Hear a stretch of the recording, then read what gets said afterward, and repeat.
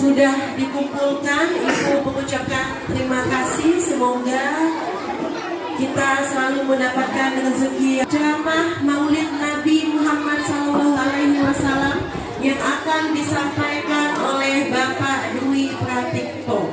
Kepada Bapak Dwi Pratikto dipersilakan.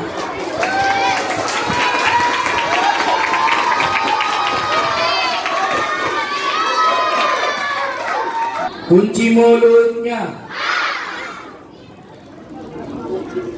Assalamualaikum warahmatullahi wabarakatuh.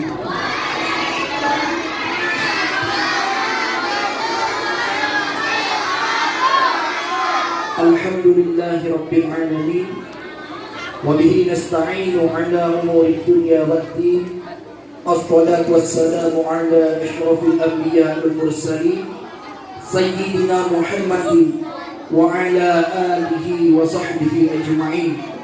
Rabbi shrah li sadri wa yassir li amri wahlul 'uqdatam min lisani yafqahu qawli, amma ba'du. Yang saya hormati Kepala Sekolah SDN 23 Pontianak Timur, Bu Bunda Supiani MPD. Yang saya hormati seluruh rekan Dewan Guru beserta staf, dan yang Bapak sayangi seluruh siswa SDN 23 Pontianak Timur. Tidak panjang lebar karena waktunya sudah mau habis. Jam 9 kita sudah selesai. Nah, ada beberapa hal yang akan Bapak sampaikan, terutama tentang Nabi kita, Rasul kita Muhammad Sallallahu Alaihi Wasallam. Nah, sebelum itu tadi teman kalian sudah membacakan ayat. Nah, Bapak nak mau kalah gak? Mau ngaji gak Bapak nih? A'udzu billahi minasy syaithanir rajim. Bismillahirrahmanirrahim. Laqad kana lakum fi rasulillahi uswatun hasanah. Apa artinya? Apa artinya? Nah, berarti kita tidak mendengarkan.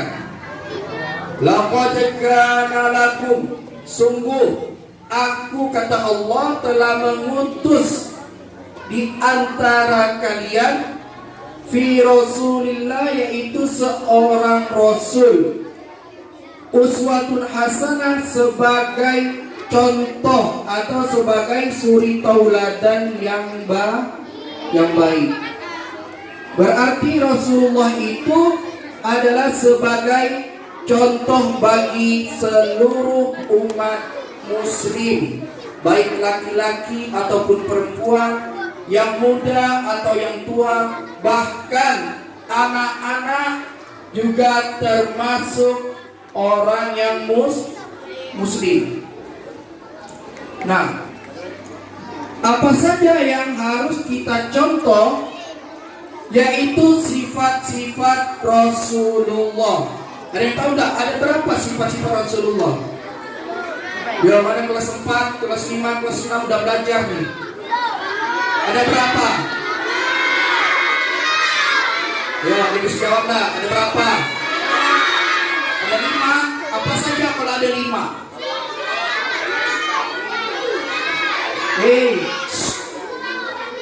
25 itu jumlah Rasul, bukan sifat-sifat Rasul. Ayo. Ada berapa? Apa saja? 4. Wah, langsung siricing rupanya.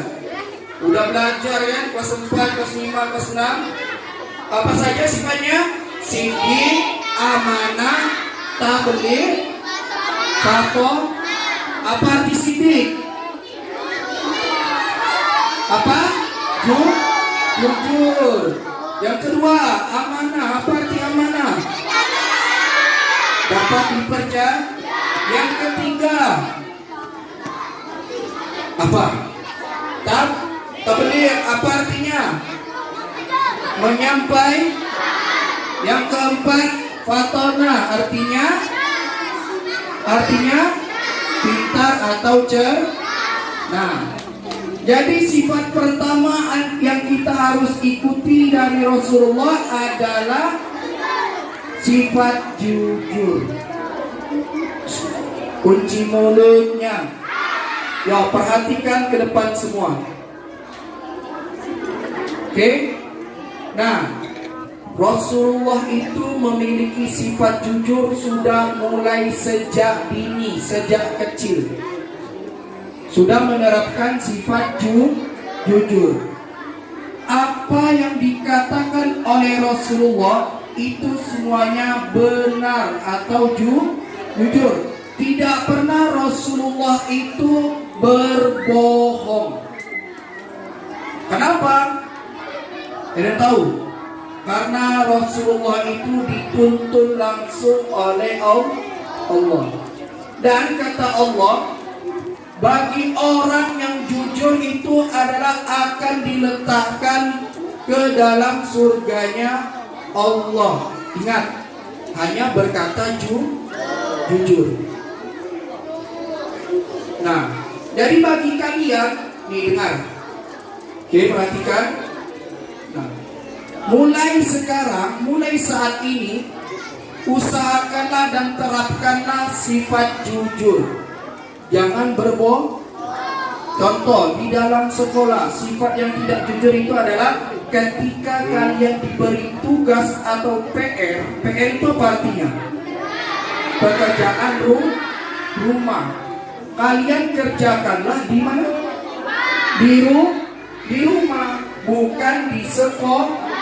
Di sekolah itu apabila ada tugas dari guru, langsung dikerjakan sekolah, kerjakan di sekolah. Nah, jika kalian tidak mengerjakan di rumah, maka yang harus kalian lakukan adalah jujur kepada guru. Bagaimana caranya? Kalian tahu? Bilang ke gurunya, Bu, maaf, saya tadi mengerjakan PR-nya di sekolah karena saya lupa di rumah mengerjakannya. Itu salah satu sifat jujur.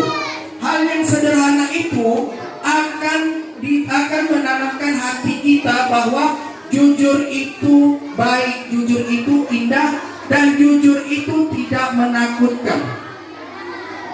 Ada yang beranggapan jujur itu menakutkan. Kenapa? Karena takut dimarah. Nah, jadi jujur itu adalah perbuatan baik yang harus kita contoh dari Rasulullah Sallallahu Alaihi Wasallam. Jujur yang kedua, jika kalian menemukan barang, terutama menemukan uang, mau 1.000 atau 2.000, itu harus dikembalikan kepada pemiliknya. Pak, bagaimana kalau kita tidak tahu yang punya siapa?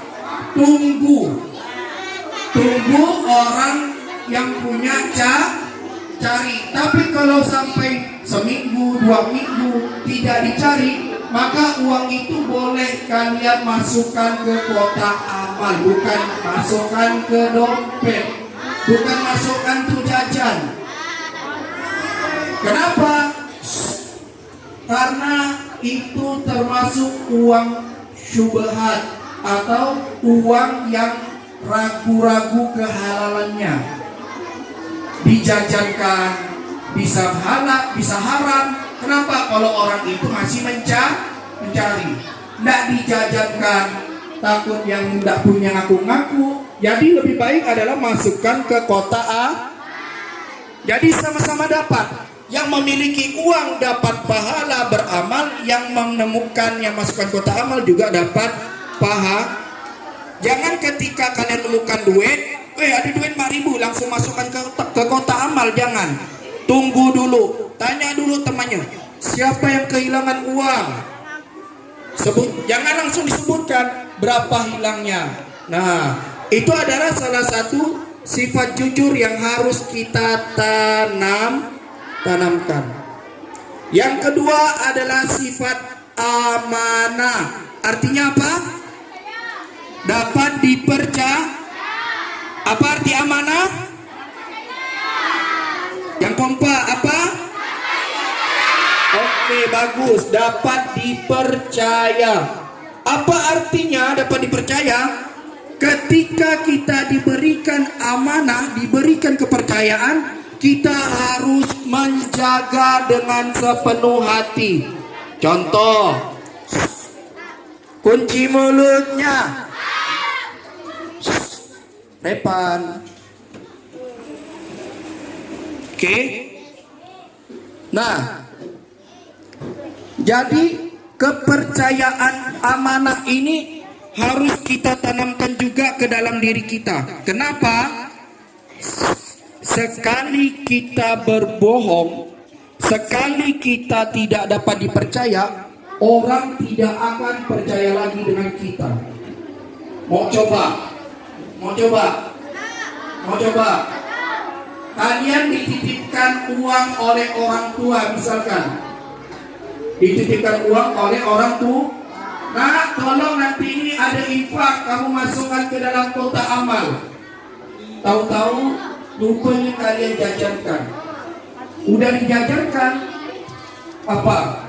Orang tuanya tahu kalau kalau duitnya itu tidak dimasukkan kotak amal, maka orang tua kalian tidak akan percaya. Mak minta duit itu masukkan kotak amal. Oh enggak, nanti kotak masukkan lagi. Itu kata orang tua. Jadi kepercayaan itu harus kita tanamkan, harus kita laksanakan. Nah, kalau di sekolah, kalau sudah diberikan PR, harus dikerjakan. Pak, gimana kalau saya tidak paham? Bertanya. Bapak yakin pasti semuanya di sini paling tidak sebagian besar sudah punya HP, betul? Orang tuanya punya HP, betul?